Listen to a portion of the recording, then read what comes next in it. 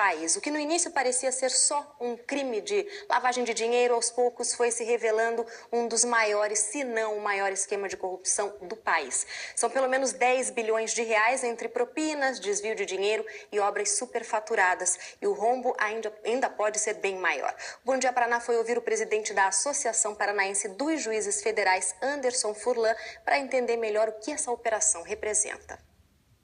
Por que Lava Jato?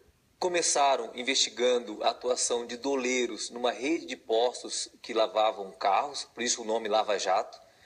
E esses doleiros que utilizavam essa estrutura para lavar o dinheiro estavam sendo investigados. Só que no decorrer das operações, das investigações, descobriram que não apenas a rede de postos fazia essa lavagem de dinheiro. Várias outras empresas criadas artificialmente também faziam essa lavagem de dinheiro. A Petrobras no esquema. Eles descobriram, a partir de um certo instante, de onde estava vindo grande parte desse dinheiro. E essa grande parte do dinheiro estava vindo da Petrobras. Isso foi descoberto no decorrer das operações.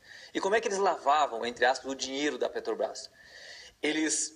As empresas superfaturavam contratos, esse valor ficava retido com as empresas que pagavam as propinas para os diretores da Petrobras.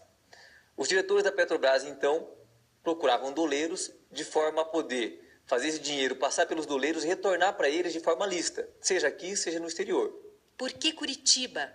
Por isso, porque o doleiro era do Paraná, porque suas atividades eram no Paraná, a competência é da Justiça Federal do Paraná, mais precisamente da Vara de Lavagem de Dinheiro de Curitiba, que é a única no Paraná com competência para julgar esse tipo de crime. A defesa vão alegar a nulidade do processo em razão da incompetência, seja absoluta, porque dizem que o processo deveria ser julgado pelo Supremo em razão do foro privilegiado de vários acusados, seja relativa, ao dizer que grande número de crimes aconteceu no Rio de Janeiro. Mas também eles vão tentar alegar outras nulidades, como, por exemplo, a nulidade da delação premiada. Eles vão dizer que o fato de alguém fazer delação sem estar por perto, as pessoas estão sendo delatadas, ofende a um princípio da moralidade que deve reger esse processo e também ofende a ampla defesa. Enfim, esses são os argumentos de nulidade processuais. A defesa também vai buscar defender a ausência de dolo dos réus, ou seja, que grande parte dos réus, principalmente os presidentes de empreiteiras, talvez eles não tinham consciência do que estava sendo praticado nos escalões inferiores. Eles sabiam que existiria um grande esquema, mas eles não se envolviam diretamente, ou seja, haveria uma ausência de dolo. A defesa também pode alegar, entre outras questões, o fato de que houve uma ilicitude na interceptação telefônica. Ou seja, a partir do momento que provas foram colhidas interceptando conversas de parlamentares com foro privilegiado, só o Supremo poderia ter feito a quebra do sigilo telefônico. As manobras dos advogados. Algumas defesas arrolaram testemunhas de outros países, arrolaram ministros de estados de outros países, várias testemunhas com foro privilegiado, testemunhas de outros estados. É possível se dizer que isso é para procrastinar o processo? É difícil se fazer essa afirmação de forma peremptória. Uma vez, como eu disse, todo acusado tem o seu direito de defesa. Pode ser que algumas dessas testemunhas sejam realmente importantes para a defesa daquele acusado.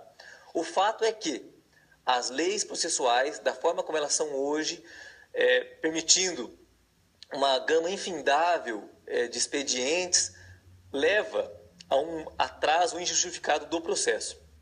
Prazo para as sentenças. Pelo que todos conhecemos do juiz Sérgio Moro, que é um juiz muito sério, muito rigoroso, muito hábil, eu imagino que essas sentenças de cada processo devem demorar entre 1 ano e 1 ano e meio. Só que são dezenas de ações. Então, durante esse 1 ano e 1 ano e meio, várias sentenças deverão ser prolatadas. E eu imagino que, na primeira instância, se a Operação Lava Jato terminasse hoje, dentro de 2 anos, todos os processos já teriam sido julgados. E aí vai competir aos tribunais superiores fazer o julgamento dos recursos. Prisão dos condenados. As leis precisam ser mudadas. Vejam vocês, os réus do mensalão todos já estão fora das grades. Todos já estão prestando serviço para terceiros, etc., mas não cumprem mais pena na prisão, nenhum mais. Isso quer dizer o quê? Quer dizer ainda que pessoas envolvidas em grandes esquemas de corrupção ainda podem cumprir uma pequena pena e depois voltar para a sua liberdade. Há que ter uma discussão política muito grande para saber qual é o tamanho das penas que são necessárias para impedir que novos atores continuem tramando contra o Estado, continuem provocando crimes contra o Estado. A pena deveria ser maior ou menor? Essa é uma decisão política. Eu, como cidadão, acredito que sim. As leis deveriam ser mais rigorosas, especialmente para crimes de corrupção, com as pessoas passando mais tempo atrás das grades, de forma que novos, futuros corruptos não se aventurem, porque sabem que a punição é certa. Devolução do dinheiro desviado. As delações premiadas já implicam numa devolução de grandes somas de dinheiro. Os delatores estão devolvendo, estão entregando os bens desviados, o dinheiro desviado, de volta para a vara federal, que os devolverá para a Petrobras e para a União. Então, há que se ter certeza que sim, esse dinheiro será devolvido para a Petrobras, se não todo ele, uma grande parte dele. Efeitos da Lava Jato. Esse é o debate que nós devemos fazer, devemos travar, e a Operação Lava Jato, que é um marco na história nacional, que investiga mais de 10 bilhões de reais desviados aproximadamente, segundo as estimativas do Ministério Público, ela deve servir como um marco para se discutir seriamente essa questão. Que país nós queremos para o futuro para os nossos filhos? E a Operação Lava Jato é esse ponto de reflexão e que seja o ponto de virada para uma nova forma, de uma nova legislação para verdadeiramente transformar o Brasil num país mais civilizado.